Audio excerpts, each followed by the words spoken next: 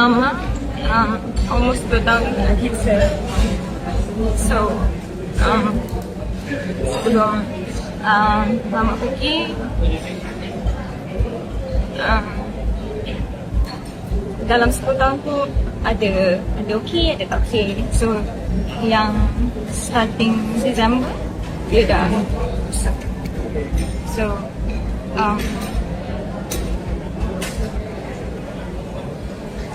before dia pergi, dia punya condition, dia punya cancer sel dah merebak ke hati.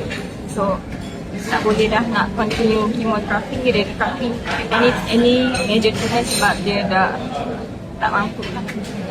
So kita orang satu family just decide untuk buat take lah kami kat rumah je. Balik daripada hospital seminggu Mama. Mama kena siapa? Dari sini berapa? Start daripada rahim. I mean last tu hari pertama. My dad dah pergi, dia tak masih ada family betul lah. Alhamdulillah. Ada adik-beradik, ada anak, ada suami. Ada keluarga Mama. Adik-beradik berapa orang? 4. Kakak semua. So, saya ada hari yang sama, tapi saya pergi kerja, shooting. Saya sampai kat set buat 3 scene macam tu. Saya dapat call, saya balik. Saya balik, on the way nak balik tu, masa dalam hospital lagi dah cakap lah yang Mama dah tak Alhamdulillah. Sebab masa tu Putih tinggal 3 hari lagi.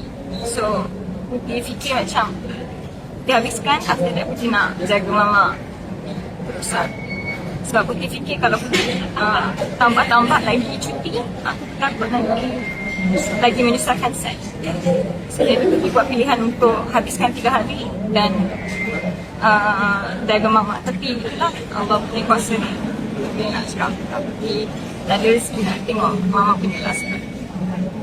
Sorry dari tapi kenangan yang tadi tak boleh lupa dengan Mama setiap hari.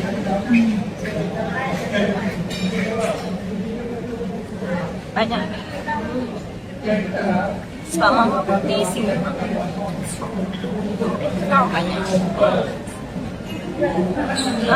Salah satu Putih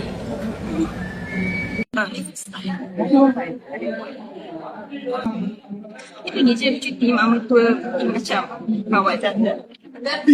Tapi grieving ni kita macam ni, kita pergi holiday pun sometimes kita rasa je dia comes in.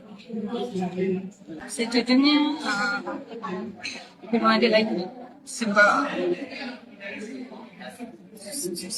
saya tak beli dengan Mama. So rasa susah sikit lah. Actually, I dengan husband sangat close with my mom lah. Sebab my mom single mom tau. So kalau kita orang pergi holiday even luar Malaysia pun kita akan bawa Mama sekali. Sometimes duduk je satu hotel sekali.